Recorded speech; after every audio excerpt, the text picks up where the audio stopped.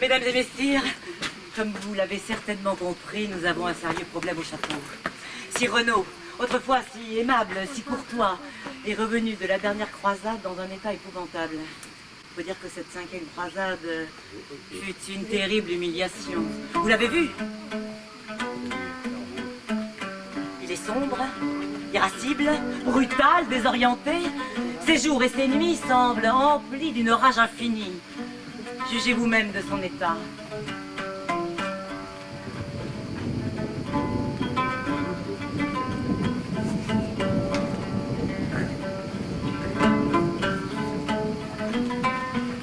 Heureusement, il s'est fait un ami fidèle qui parvient encore à l'apaiser. Un jeune alchimiste, un jeune infidèle au pouvoir étrange, nommé l'alchimiste, qui l'a sauvé et conduit jusqu'ici.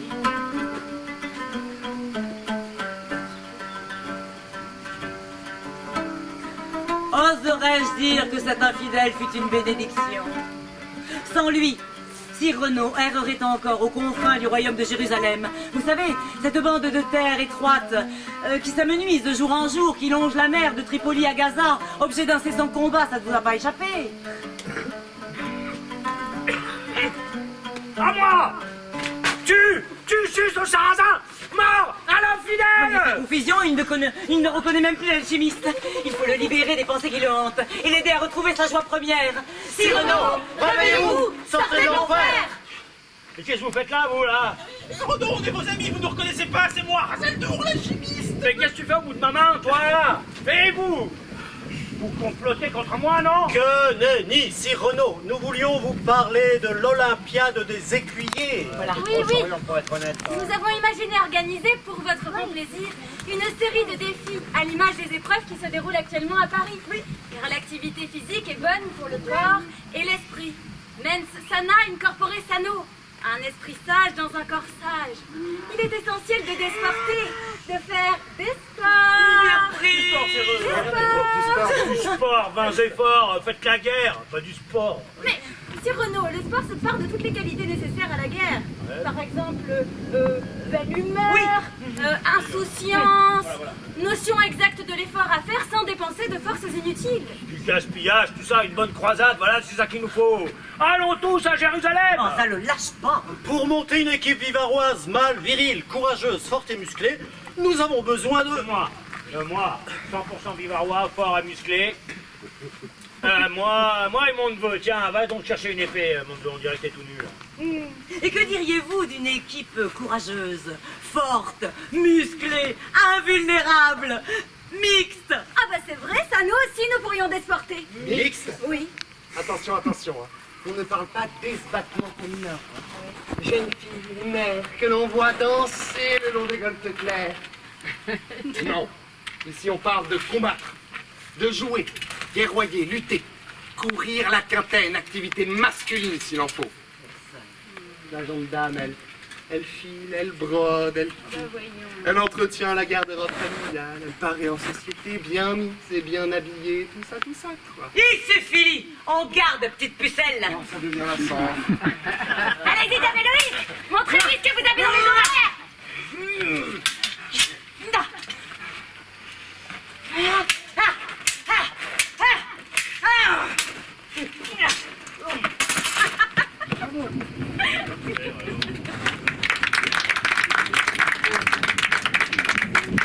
Ah non mais voyons, Dame Héloïse, on parle de tournoi d'écuyer, vous voyez, tournoi d'écuyer, ça sonne. Alors que tournoi des cuillères, des vaisselle. En tout cas, ça a l'air de marcher, il retrouve sa jovialité. Bon, pour être écuyer, il faut être un garçon. D'abord page, nettoyer les écuries, s'occuper des chevaux, monter, chasser, combattre, tout en servant bien sûr la dame du château. Monter, nettoyer les écuries. Il y a beaucoup de chevaux ici. Chasser. Allons, Sir Albert, vous vous pâmez à l'idée de saigner une poule.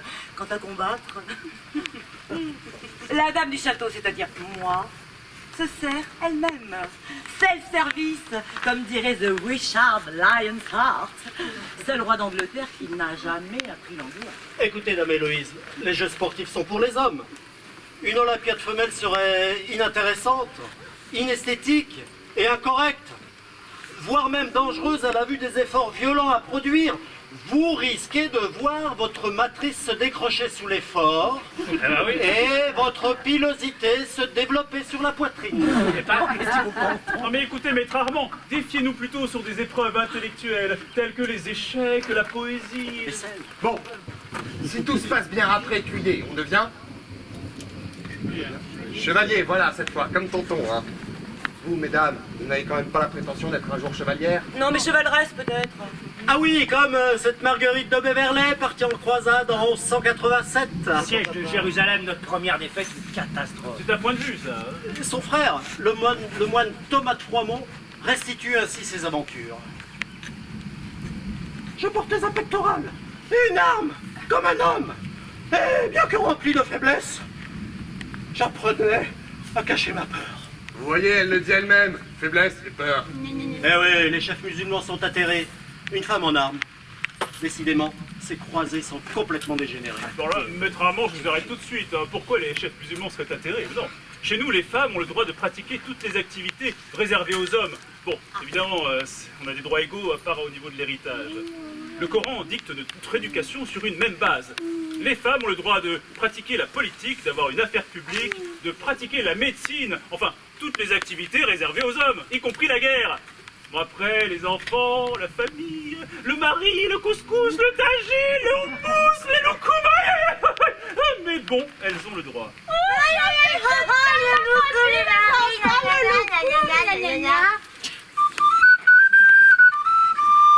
Mon père me maria un matin de bien bonne heure. Un vilain me donna qui ne sait rien de l'honneur, ne l'oserais-je dire. À mes amis, je vous le dis, s'il faut vivre avec elle, je préférerais 100 fois mieux mourir, mon sort est bien triste et cruel. Car croyez-moi, je suis mal marié, oh que mon sort est à plaindre. À mes amis, plutôt que l'épouser, j'aurais dû me pendre au plancher. La première nuit payée que je fus couché près de lui, guère ne m'a brisé, au lit s'est endormi, ne l'oserais-je dire. J'avais de l'argent et du mobilier, rien ne manquait dans ma menhir. La fief et coquine a tout liquidé pour des tuniques à broderie. Car croyez-moi, je suis mal marié, oh que mon sort est à plaindre. À mes amis, plutôt que l'épouser, j'aurais dû me pendre au plancher.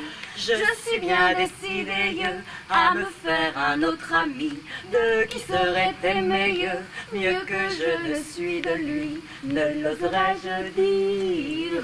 Oui, c'est un démon que l'enfer n'a faim, cœur de lion et langue de hibou. À tous les moments, elle cherche le combat et va me faire devenir fou.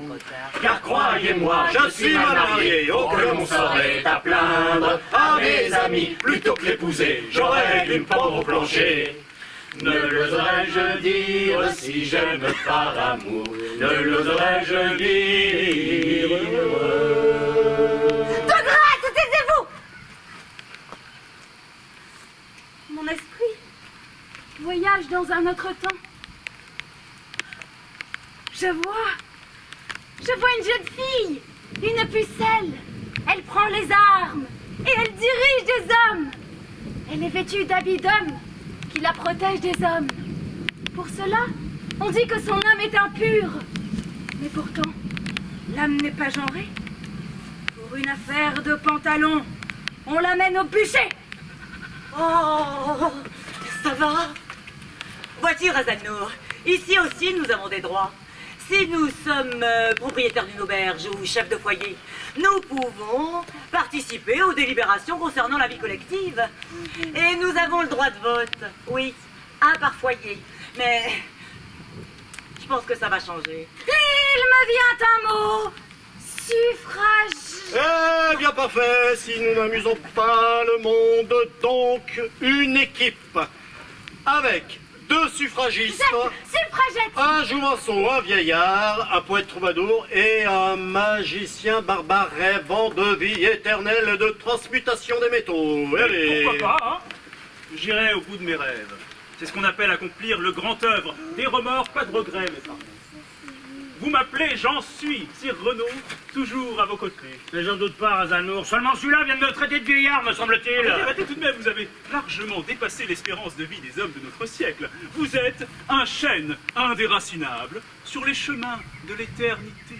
Un chêne. Est-ce que ça sous-entendrait pas que mon neveu est un gland, ça? Bon. De grâce, doux Seigneur, laissez-nous une chance, au moins à l'entraînement. Avec Dame Héloïse, nous affronterons toutes les épreuves. Et vous déciderez ensuite si nous pouvons participer au jeu ou non. Et les personnes ici présentes nous donneront leur avis. Allons, maître Armand, soyez un peu joueur. Soyez sportif, comme vous dites. Après tout, c'est un concept novateur. Disons que l'équipe est constituée. Vous êtes prêts? Je vous donne la note. 2, 3. Exercitez-vous au matin, quand l'air est clair et enterrant, et soient vos mouvements trempés par les champs et bois et les prés. Et si le temps est de saison, prenez les vents aux maisons. On est vraiment obligé de faire ça, là?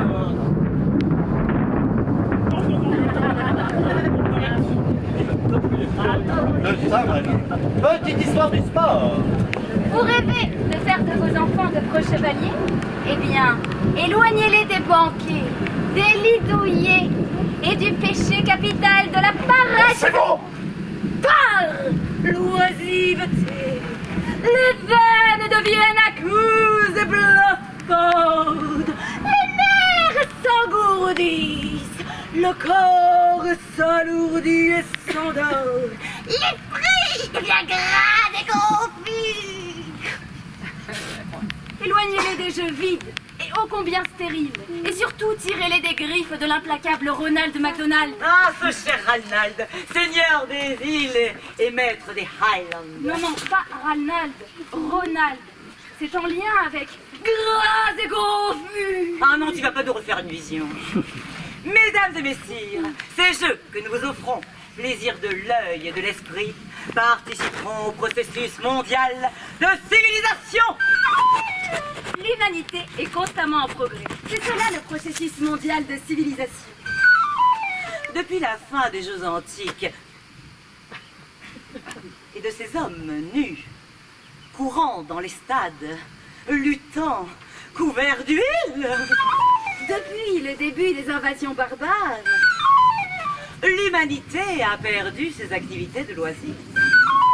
on parle d'âge sombre. À l'époque des Mérovingiens, un duel, ça donnait ça.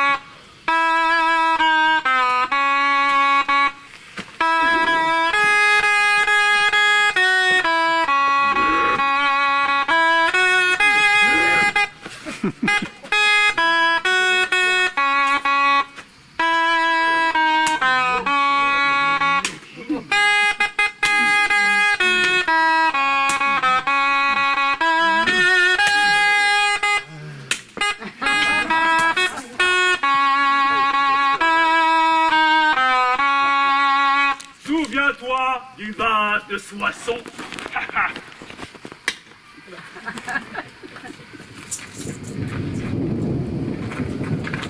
Non mais, oh.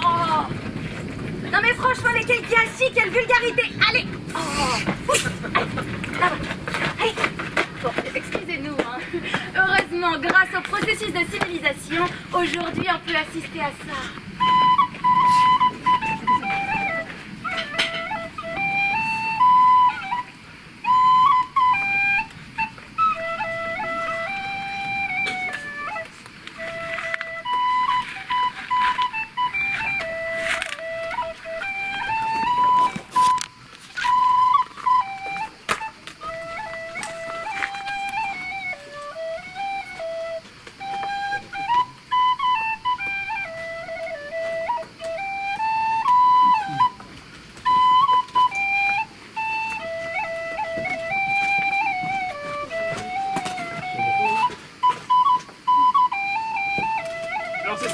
processus de civilisation, mais quel raffinement l'Occident, et nous. Ah oui, mon cher, vous n'avez encore rien vu. Voyez-vous, nous autres chrétiens. Oui, Oui, nous autres. qu'est-ce que vous avez fait alors, les chrétiens, hein? Les fameux chrétiens dont on parle tout le temps. Nous avons bâti la civilisation. Ah oui, Sur 3 piliers. 3 piliers qui sont... oui, liberté, égalité, fraternité, je connais. Oh non, mon cher, vous n'y êtes pas du tout. Enfin, vraiment pas. Amour, gloire et beauté. Quoi? Travail, famille, patrie. Oh non, mon cher, certainement pas. Écoutez, argent, violence, pouvoir. Oh, mais c'est pareil, arrête. Chipotez. Je chipote, c'est vous qui chipotez, mon cher.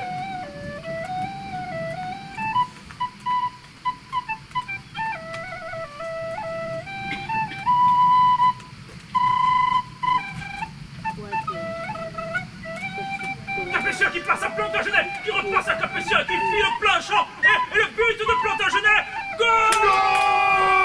Mais non! Ça c'est la Soule! Pardon. Goal! Le processus de civilisation sépare l'homme de la bête et la femme s'assoit sur la bête à 10 têtes et 7 cornes qu'elle apprivoise et asservit. Yaha! Enfin, Dame Héloïse, cette attitude est contre-productive, vous auriez dû le laisser gagner. Vous avez raison. Mais venez. Ça va, Cyril?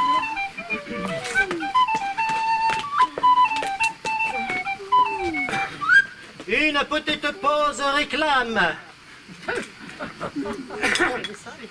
Les amis, on va pas se mentir, mais avec la croisade et les longues chevauchées, manger du sarrasin pas frais, eh bien j'avais perdu beaucoup de poids. Et au retour de la croisade, je ressemblais à ça. Mais depuis que je suis rentré et que je mange comme j'aime, tout va mieux. Hein. Regardez tout ce que j'ai repris en 3 semaines. On peut tout manger comme j'aime. Poussin au sucre, pâté, mandarine, confite au miel. Et je fais des économies. J'achète du castor, vous savez, cet animal moitié rat, moitié poisson. Alors, mangez la partie rat pour la semaine et gardez la queue pour les jours de carême. Pour rester en bonne santé, mangez comme j'aime. Reprenons notre programme. Première épreuve, la Soule. Quoi? Maître Armand, on avait dit qu'on n'incorporait pas la Soule, c'est trop terre à terre. Lors d'une partie de Soule, peuvent s'opposer 2 villages, sans souci d'égalité numérique entre les équipes. S'affronteront alors mariés contre célibataires, marchands contre paysans, cul-de-jatte contre manchots, et tout cela dans un bordel assez violent. Alors, comme saoul, on peut utiliser une vessie de porc ou une balle, mais c'est beaucoup plus rigolo avec un petit porcelet qui court, genre gris, comme ça. Ou alors une tête coupée.